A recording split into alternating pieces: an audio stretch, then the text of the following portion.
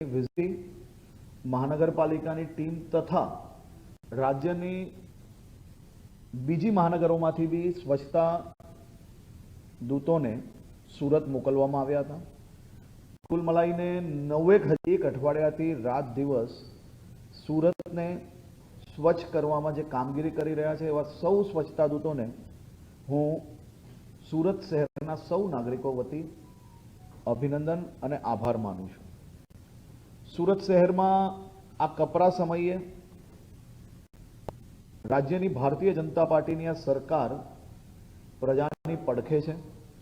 વેપાર ધંધા ફરી કોઈ સામાન્ય મધ્યમ વર્ગીય વેપારીઓ જેને ઇન્સ્યોરન્સ ના હોય અને અચાનક આ ભારે વરસાદ આવવાના કારણે તેનો વેપાર ઠપ થયો હોય, તેને નુકસાની થઈ હોય, તેવા લોકો જોડે રાજ્ય સરકાર કઈ રીતે મદદગાર થઈને તેમનો વેપાર ફરી ચાલુ કરાવી શકે, તેમને નુકસાનીમાંથી બહાર લાવવામાં ફૂલ નહીં તો ફૂલની પાંખડી અને એને ખભે ખભા મિલાવીને એની જોડે મદદગાર થઈ શકે તે દિશામાં રાજ્ય સરકાર દ્વારા ખૂબ ડિટેલ્ડ સર્વેના આધારે મહત્વના નિર્ણયો આજે મુખ્યમંત્રીશ્રીએ રાજ્યની કેબિનેટ બેઠકમાં લીધા છે અને રાજ્યના સૌ નાગરિકોને મદદગાર પહોંચાડવા માટે એક મહત્વનો નિર્ણય લીધો છે।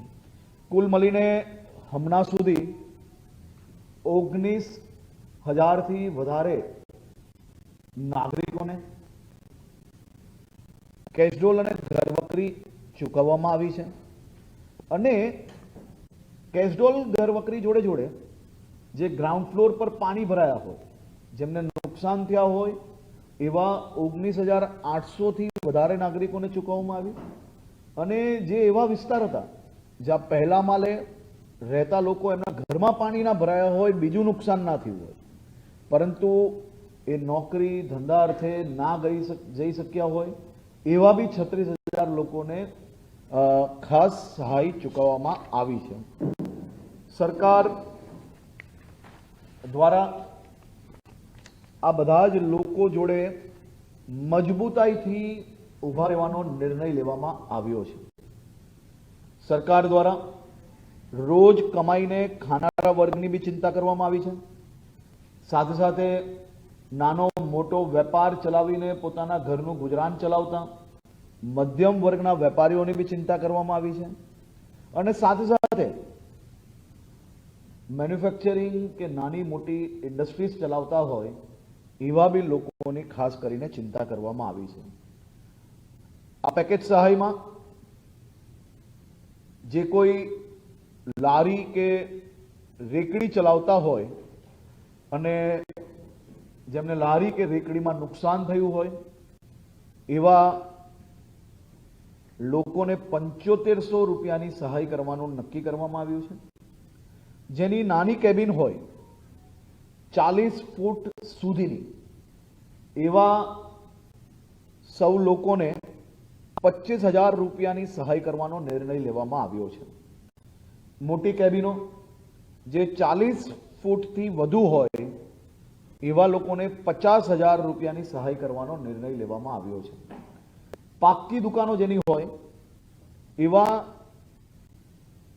સૌ લોકોને 1 લાખ રૂપિયાની સહાય આ છેલ્લા 3 મહિનામાં જે લોકોએ જીએસટી રિટર્ન ભર્યું હશે એની કોઈ મર્યાદા નથી, પરંતુ જે જીએસટી રિટર્ન ભરતું હોય એવા લોકોને પાક્કી દુકાનમાં 1 લાખ રૂપિયાની સહાય આપવામાં આવશે।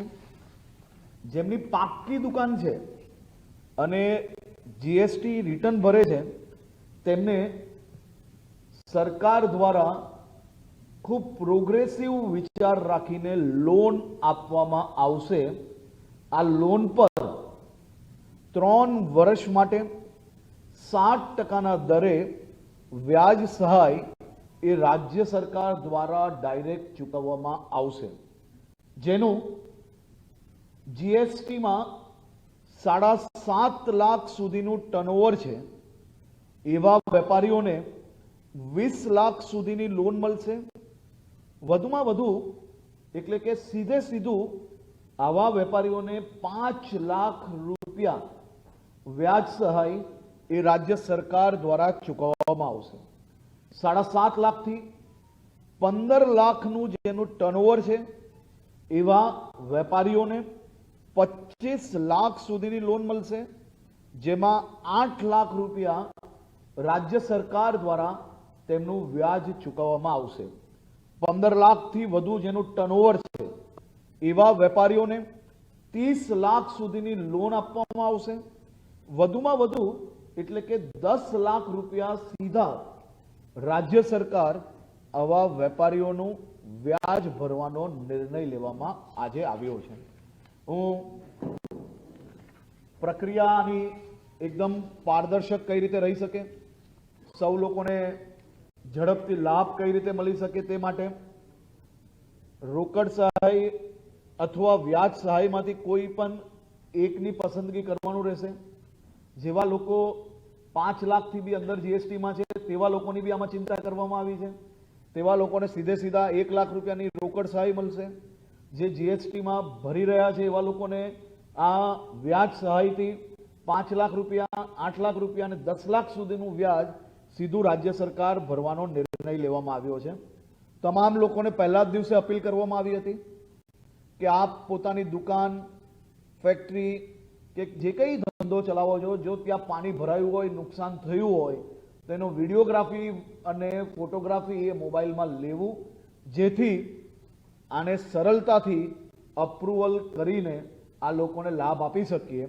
આની તાત્કાલિક કલેક્ટરશ્રીના માર્ગદર્શનમાં એની ટીમ દ્વારા આ ફોર્મ 48 કલાકમાં લેવાની શરૂઆત કરી લેવામાં આવશે અને તાત્કાલિક આ લોકોને રાહત ચૂકવવાનો બી નિર્ણય રાજ્ય સરકાર દ્વારા કરવામાં આવ્યો છે.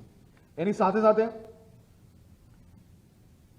એક ખૂબ મહત્વનો નિર્ણય એ રાજ્યની ભારતીય જનતા પાર્ટીની ભૂપેન્દ્રભાઈ પટેલની સરકાર દ્વારા આજે લેવામાં આવ્યો છે.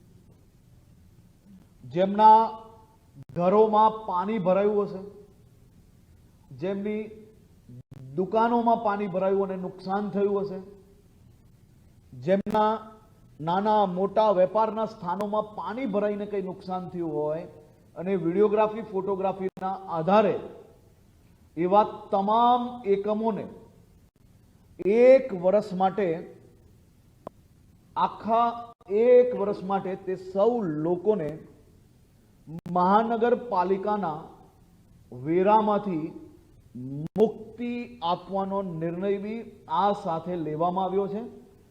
આજ સુધીનો સૌથી મોટું પેકેજ એ મહાનગરપાલિકા કે કોઈ બી વિસ્તારમાં વરસાદ આવ્યો હોય ને નુકસાન થયું હોય તો એમાં આદરણીય મુખ્યમંત્રી શ્રી ભૂપેન્દ્રભાઈ પટેલ દ્વારા આ નિર્ણય લેવામાં આવ્યો છે.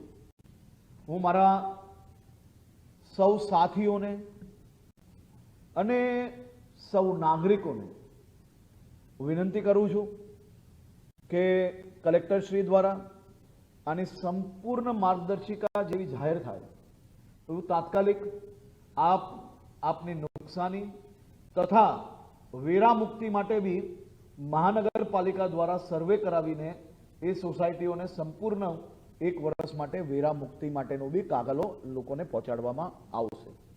આ સાથે સાથે આજે રાજ્યની કેબિનેટ બેઠકમાં મુખ્યમંત્રી શ્રી દ્વારા એક ખૂબ મહત્વનો નિર્ણય લેવામાં આવ્યો છે.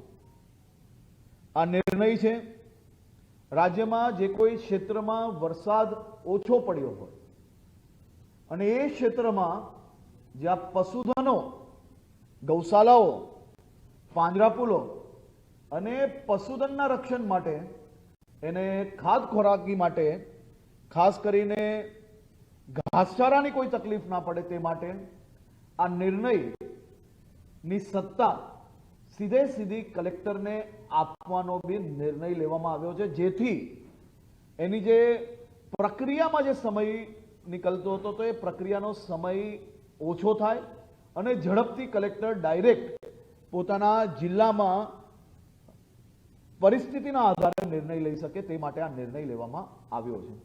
આજે આદરણીય મુખ્યમંત્રીશ્રીના જન્મદિવસ છે અને રાજ્યભરમાં અનેક જિલ્લાઓમાં સામાજિક સેવાઓ થકી આદરણીય મુખ્યમંત્રી શ્રીનો જન્મદિવસ મનાવવામાં આવી રહ્યો છે. આદરણીય મુખ્યમંત્રી શ્રીએ ખાસ કરીને પહેલા જ અપીલ કરી હતી કે કોઈ બી પ્રકારની પેપર એડ, હારમાલા આ બધાથી દૂર રહેવું અને કોઈએ બી આવી બધી વસ્તુઓની અંદર સમય બગાડવો નહીં અને વધુમાં વધુ નાગરિકોની સેવા થકી એમનો જન્મદિવસ આજે ગુજરાતના નાગરિકો મનાવી રહ્યા છે. આદરણીય મુખ્યમંત્રીશ્રીને જન્મદિવસની બી ખૂબ ખૂબ શુભકામનાઓ. ખૂબ જ સરળતાથી અને કોઈ બી વ્યક્તિનું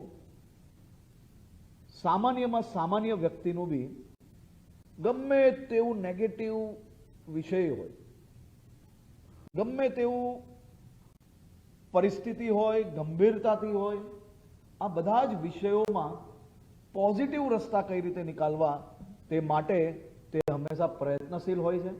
અને લોકપ્રિય મુખ્યમંત્રી આદરણીય શ્રી ભૂપેન્દ્રભાઈ પટેલને આજે કેબિનેટના સૌ સાથીઓએ બી જન્મદિવસની શુભકામનાઓ બી આપી અને સાથે સાથે કાલે રથયાત્રાની પૂરી તૈયારીઓ રાજ્યભરમાં થઈ ચૂકી છે.